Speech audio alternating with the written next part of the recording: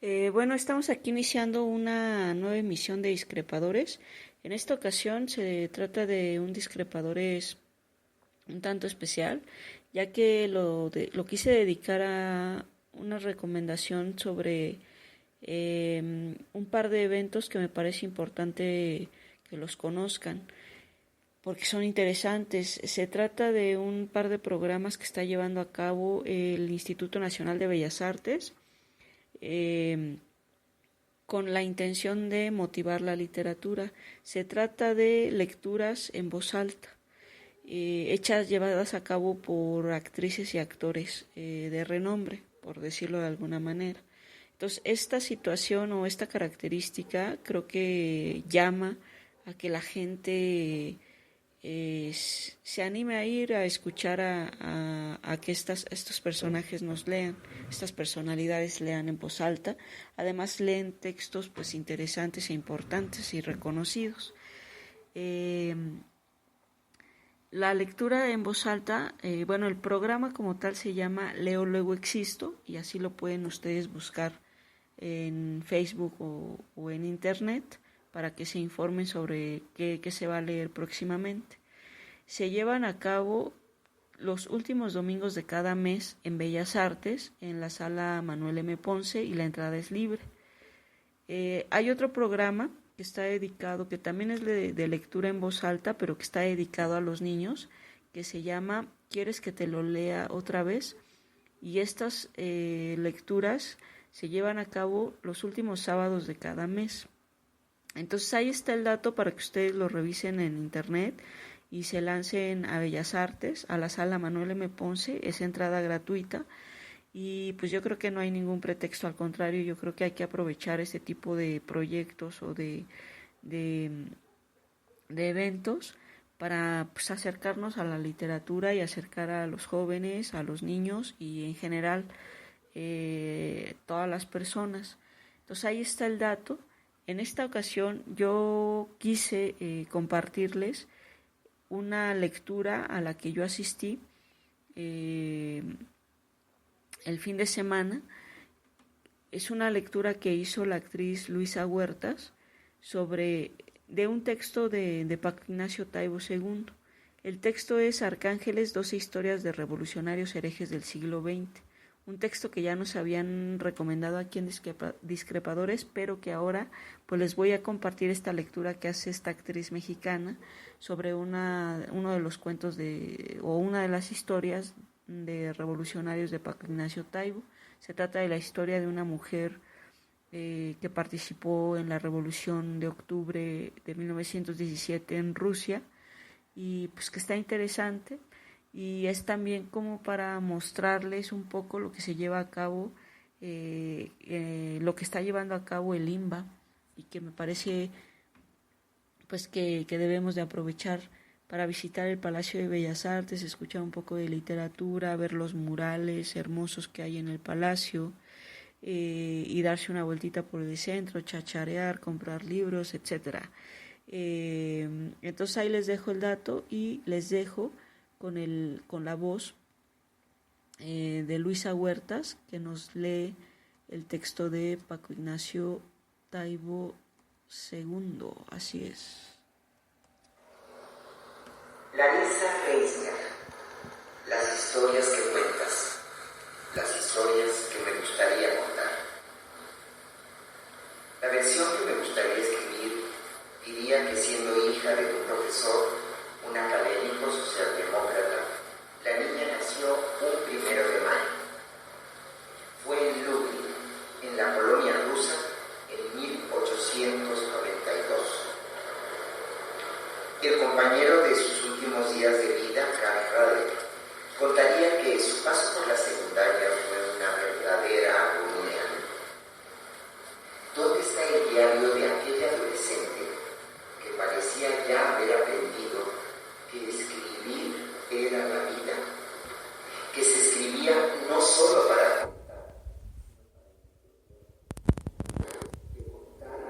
era de alguna manera reordenar la injusticia exterior, ajustarle cuentas, purificar. A los 17 años, en 1909,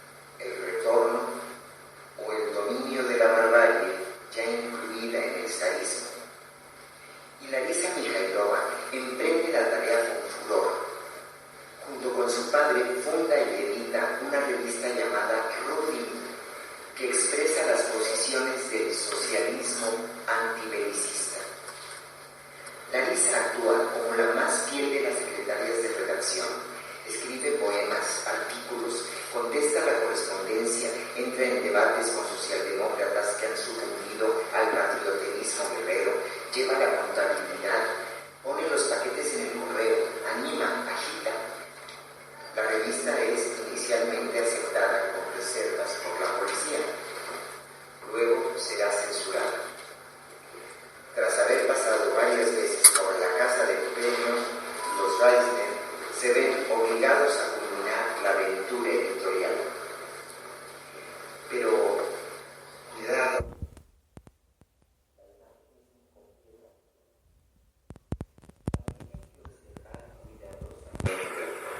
A la mujer de 22 años, muy blanca, de nariz afilada, peinada con rodetes para que no le estorbe la cabellera de pelo muy fino, vestida con la holgada blusa de los campesinos sobre faldas de vuelo muy ancho y colores pastel, fumando ya, que de vez en cuando se escapa de las jornadas interminables de la redacción y desaparece.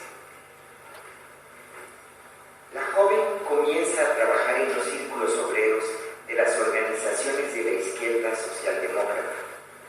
A bordo de un tranvía cruza San Petersburgo rumbo a los barrios negros y sucios. Esta jovencita, rodeada de papeles y de cartas de personajes que estaban en la cresta de la sociedad porque eran poetas y su palabra calentaba en brasero los corazones, es también una organizadora animosa que impone respeto cuando mira fijamente. Y de repente, en las celebraciones del Día Internacional de la Mujer, promovidas por la socialdemocracia, comienzan las huelgas. ¿Es esto la revolución? No, tan solo un pequeño movimiento que el 23 de febrero de 1917 nace en la barriada de Vimor, en San Petersburgo. ¿Dónde estaba Larisa en esas jornadas de febrero? Rastreo decenas de narraciones sobre la Revolución de Febrero sin encontrar su nombre. Finalmente, hay una breve frase de Víctor Slavsky que dice: Larisa estaba entre los que tomaron la fortaleza de San Pedro y San Pablo. No fue un asalto difícil, pero había que estar allí, acercarse a la fortaleza, confiar en que las puertas se abrirían. ¿Se refiere a las jornadas de febrero o habla de la misma acción meses más tarde, en octubre? Y Larisa reencuentra el poder de la palabra. Escribe sobre los clubes obreros y sus debates, sobre la cultura fabril, colabora con la revista de Gordon, se vincula a lo más duro y rasposo de la izquierda armada, a los grupos de los marinos de Kronstadt, y allí establece un círculo de estudios. Descubre a los bolcheviques y se acerca a ellos. Sus amigos de la socialdemocracia moderada y culta la miran sorprendidos. ¿Qué haces con esos tipos? Son una secta, son unos aventureros. Larisa no escribió su versión de la Revolución de Octubre. Lamentablemente no narró aquel par de semanas y su libro inexistente no está en mi estantería, acompañando a Reeve, a Trotsky, a Bolin. Larisa trabaja en el Departamento de Bienes Culturales, organiza la protección de los museos, cataloga tesoros, recupera el patrimonio artístico que tratan de sacar de Rusia, defiende ante el descuido, la violencia o la barbarie las obras de arte del viejo régimen. Liev Sosnovsky cuenta: él extraña la figura de una persona cabalmente bella, refinada de pies a cabeza en apariencia, palabras y hechos. En numerosas ocasiones me sorprendí poniéndola a prueba. Las ocasiones de las que Sosnovsky habla se sitúan en el inicio de la Guerra Civil, cuando Larisa, recién afiliada al partido bolchevique,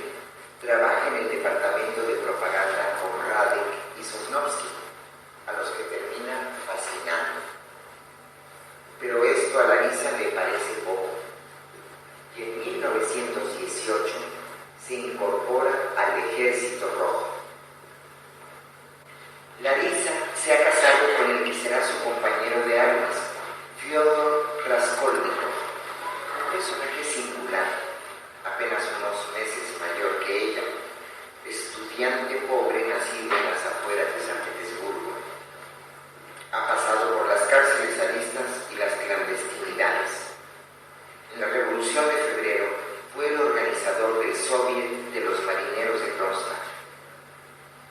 Me gustaría reconstruir lo que pasó en Sviansk con las palabras de Larisa, pero no conozco más que fragmentos de En el Frente, el pequeño libro de relatos de la guerra que habría de escribir más tarde. La historia, que se integra al mito revolucionario, cuenta cómo en la noche del 7 al 8 de agosto de 1918 se prepara en Moscú un singular tren con 2 locomotoras. Entre las adaptaciones que a toda velocidad se hacen al tren, se encuentra dotarlo de una pequeña biblioteca, un garage y vagones que portan media docena de coches, una sala donde se crea una pequeña imprenta, una potente estación radiotelegráfica y otra telegráfica, con capacidad y materiales para preparar líneas. En la noche del 8, sube al tren el presidente del Consejo Militar Revolucionario de la República Soviética, León Trotsky. Lo acompaña Larisa Raista y 40 jóvenes seleccionados del partido. El tren se detiene en Sviansk y desde ahí comienza la reconstrucción del frente. El 18 de agosto de 1918 se revisa la flota, que está en un estado desastroso. Pero la moral de los hombres de Raskolnikov es alta. Esa misma noche, Trotsky participa en una incursión hacia Kazán. Larisa va en el puente de uno de los torpederos. Larisa trabajará primero en la sección de espionaje del Quinto Ejército y luego se sumará permanentemente a la flota. De su primera labor quedará una breve historia. Se dirigió vestida de aldeana a espiar en las filas enemigas, pero en su aspecto había algo de extraordinario que la delató. Un oficial japonés de espionaje le tomó declaración. Aprovechándose de un descuido, se lanzó a la puerta que estaba mal guardada y desapareció. Más tarde, Larisa registrará en el frente algunas de esas historias, no las propias. Y aquí tiene una opinión muy de Paco Ignacio, que también refleja lo que es él como escritor, que nos gustó mucho. No contará sus incursiones tras las líneas enemigas para enlazar a la flota del Volga con el tren de Trotsky, ni las misiones de reconocimiento que la hacen montar sin parar 80 verstas a caballo. No contará que fue combatiente como uno más, que disparó, que vivió la guerra en la trinchera, un pedazo de pan sucio por todo alimento al día, el compañero que se desangra al lado. Pero podemos leer a un narrador por lo que cuenta, por lo que ve y cómo lo ven sus ojos, por lo que descubre, lo que registra, lo que selecciona, aquello que le interesa, por lo que deja de lado, por el matiz que la primera persona del cronista deja en el texto, por los gestos de admiración, los adjetivos. Podemos leer al narrador en lo narrado, y es otro oficio este de leer en las líneas al que cuenta y no lo que cuenta. En los combates bélicos, Larisa no deja de lado los paisajes, pero trata de armar las historias de los personajes de la segunda fila, esos marinos que se han tragado millares de millas náuticas sin apenas comida. Y Larisa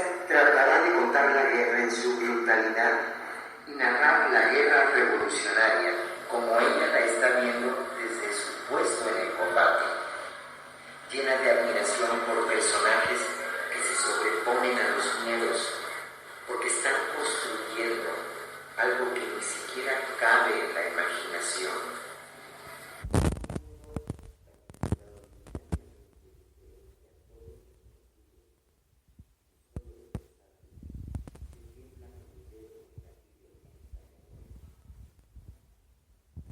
Un serio historiador francés, J.J. Marie, no puede escaparse de la imagen al mirar con los ojos de la historia a Raskolnikov y Larisa. Formaban una pareja de cine. Un contemporáneo deja la siguiente descripción de Raskolnikov: hermoso, de ojos azules, muy afeitado, tenía aspecto de ser un estudiante inglés, no un bolchevique ruso. Las fotografías muestran que en este año Larisa tiene mucho pelo y tiende a tratar de esconderlo, recogiéndolo en la cabeza, como si la larga melena le estorbara para ser mujer cronista, testigo que tiene que pasar desapercibido para no ser personaje en la historia que otros hacen y ella cuenta. Trotsky no ahorrará elogios en sus memorias para la joven Larisa. Maravillosa mujer, figura de diosa olímpica, fina inteligencia aguzada de ironía y la bravura de un guerrero. Y así debe de haber sido vista por los 2000 marineros de la flota que la adoraban. El invierno hace que la flota se repliegue a su base en Nizhny Novgorod. Larisa continúa trabajando con Raskolnikov, con los comisarios políticos de la flota, hasta que el 18 de diciembre de 1918 topan con una escuadra de 5 cruceros ingleses ligeros. Los británicos capturan a Raskolnikov. Larisa, desesperada, piensa que los ingleses lo van a fusilar. Está en ello cuando los británicos hacen desaparecer a Raskolnikov. Luego se enterará de que ha sido llevado a Inglaterra. Larisa tiene 26 años. Ha vivido el inicio de una guerra que parece interminable y se ha quedado sin su compañero. ¿Cómo son esos meses en estas nuevas angustias y desvelos?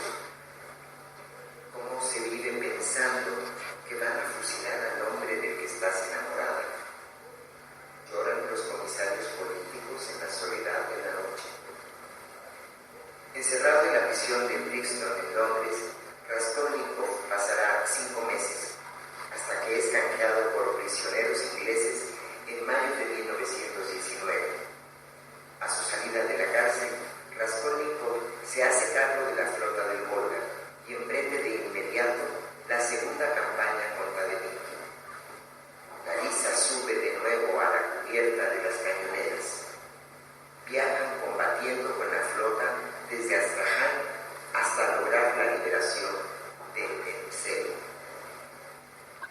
Al final de la guerra civil, la pareja de cine es enviada a cumplir una delicada misión diplomática en Afganistán, donde una guerra subterránea se libra entre los soviets y el Imperio Británico, que ahora vigila con desconfianza a un emir con veleidades antiimperialistas que coquetean con los rusos. Larisa comienza a escribir primero una serie de crónicas de color que se reunirán en un pequeño volumen que habrá de llamarse Afganistán. En esos días de aparente calma es cuando Larisa encuentra el tiempo necesario para revisar sus vivencias de la guerra y escribe no solo las notas de Afganistán, también las memorias de la guerra en la flota del Volga, que habrán de reunirse en un libro, En el frente. Y su vida con Raskolnikov es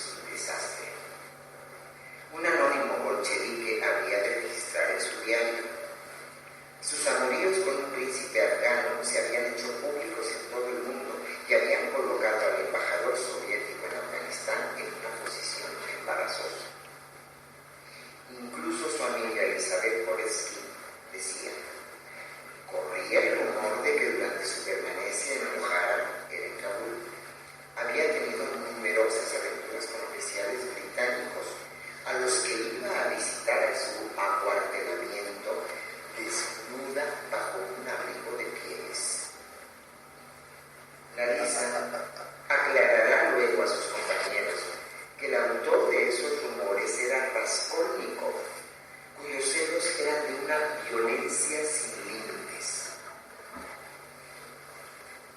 Y aquí viene la opinión de Paco Ignacio. Hay elementos de verdad en una u otra versión, y lo siento, Larisa. La distancia y la desinformación no son buenos compañeros para la precisión narrativa. Y además, no me molesta.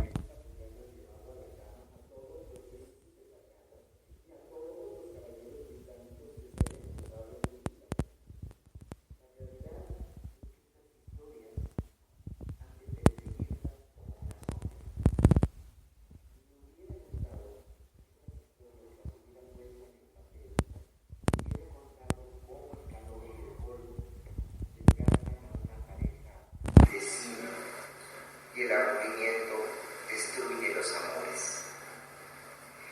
El caso es que rompe con Raskolnikov y regresa a la Unión Soviética.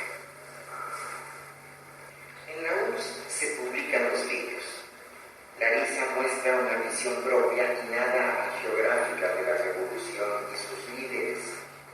En septiembre de 1923, Larisa se entrevista con Karl Radek y le pide que le envíe a Alemania, donde se encuentra en estos momentos el centro de la revolución mundial. Los rumores en Moscú dicen que Radek se ha enamorado locamente de ella y la persigue con tesón. Radek tiene 38 años cuando se encuentran. Una descripción de la época precisa. Tenía la apariencia de un extraño cruce del profesor con bandido.